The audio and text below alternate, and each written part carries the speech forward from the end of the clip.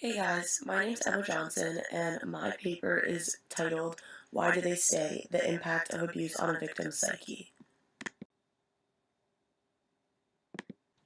So, why is this topic so important? The topic of intimate partner violence is so important within our society that it is even seen as an epidemic within the United States.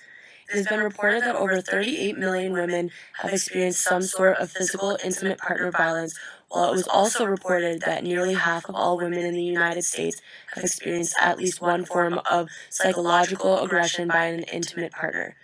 This does not even include the mass amount of men that encounter this problem within relationships as well. It should be important for psychologists to discover the changes that occur within a victim's brain during said abusive relationships so that therapies can be tailored to help these victims recover or even prevent elongated stays with an abusive partner that could damage the victim more severely. My research question is, what psychologically causes men and women within the United States and in emotionally abusive relationships to stay with or return to their abusive partner? Initially, I wanted to focus my research just on emotionally abusive relationships, but throughout the writing of my paper, I found that it was very hard to find data that was just tailored to emotional abuse. So I kind of took the data that was umbrellaed under every single type of abuse and applied it to just this topic in my conclusion. After picking my research question and reading through numerous articles, I hypothesized that men and women within the United States who stay with or return to their abusive partners do so because the abuse that they endure causes them to react with different coping mechanisms, which attach them to their partner and psychologically changes the way that they perceive their own relationship.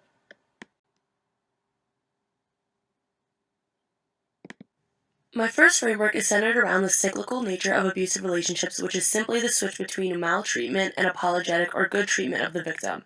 Victims develop a strong bond to their abusive partner because of the cycling or intermittency that happens within their relationship. Although the abuser is hurting them in one instance, the next they are apologizing, taking care of them, asking for forgiveness, and sometimes even bringing gifts to the victim. This bonds the victim to the abuser because they are first going through a traumatic situation together, but then the abuser is falsifying the belief in the victim's mind that it won't happen again. This is also pointed out in a quote by Dutton and Painter, which you can read on this slide. My next framework is the power dyad between partners in abusive relationships. This power dyad is just the imbalance of power between two entities, which in this case is the abuser and the victim.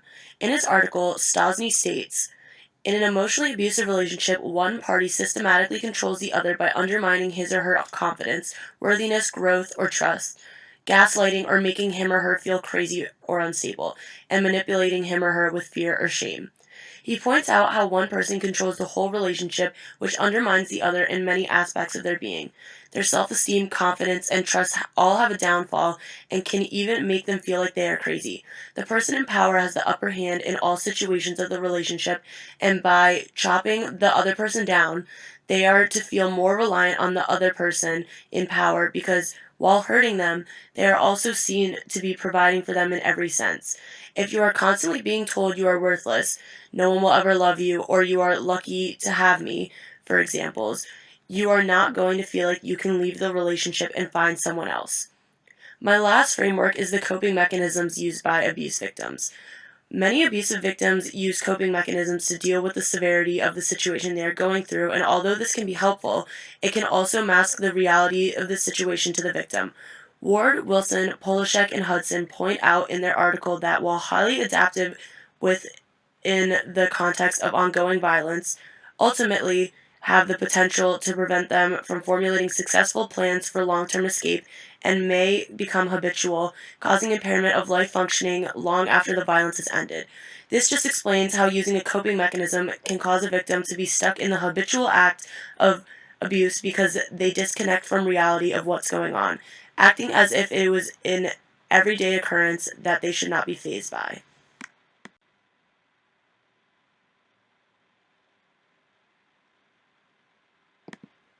First, I want to talk about four chemicals within our brain that contribute to someone's attachment to their abuser.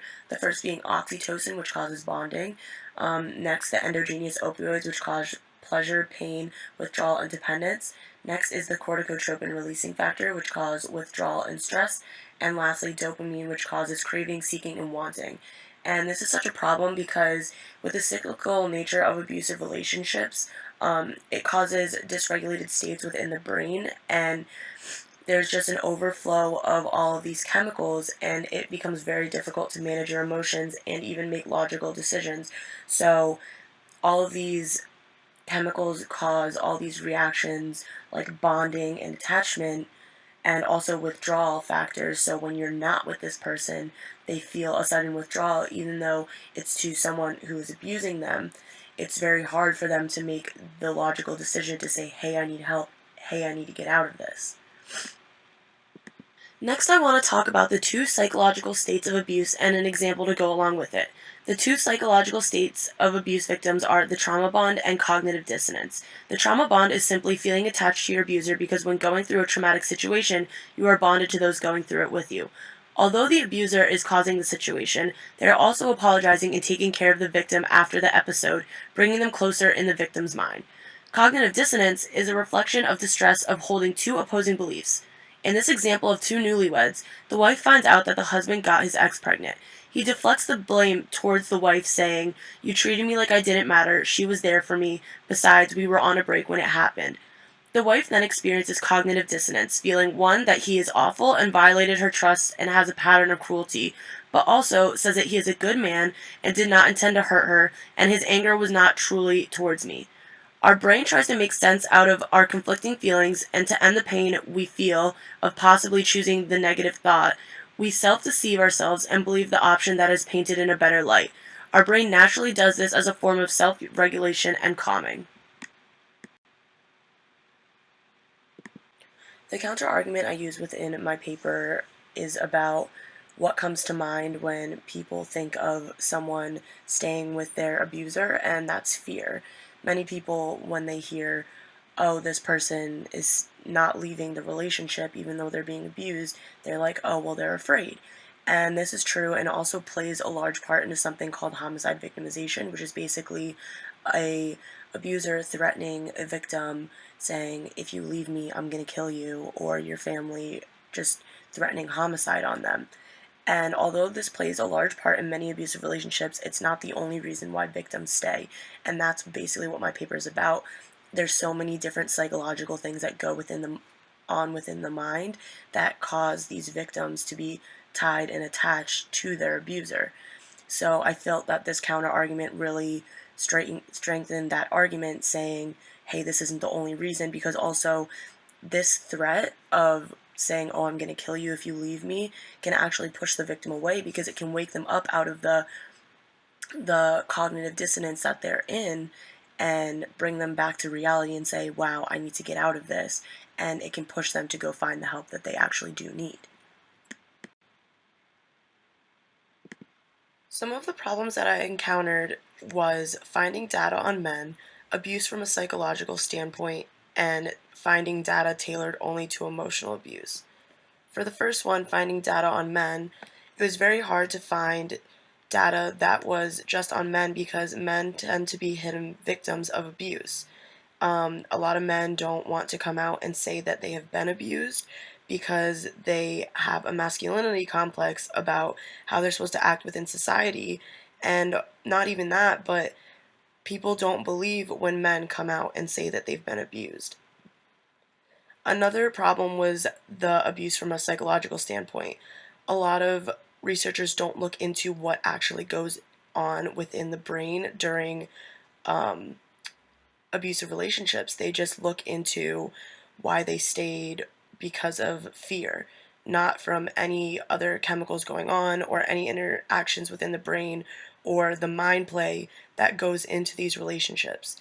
And lastly, it was very hard to find data tailored only to emotional abuse because people don't, they rarely think of emotional abuse when they think of intimate partner violence. They just think of people hitting each other or people getting even killed from their partner. So it was very hard to just find things that were tailored just to emotional abuse as a whole. In conclusion, the different facets of abusive relationships end up causing attachment to the abuser, while also a decline in the cognitive functioning of the victim, which causes the victim to overlook how extreme their situation may be. The chemicals that are released within the brain while enduring abuse cause a surge of interactions within the mind, bringing about a stronger attachment to the abuser that the victim cannot avoid. I feel that more research towards the specific interactions that take place within the brain, as well as informing people that these interactions do exist, could really enlighten people to realize that physical abuse and fear of leaving is not all that plays in a part of abusive relationships. It could also give warning signs to a family member or loved ones of an abuse victim that they did not once know existed. More research in this subject matter could, in the end, help many and even save lives. And then this is my works cited. Thank you guys for watching, and leave me any questions that you guys have, and I'll try and answer them best to my ability. Thanks.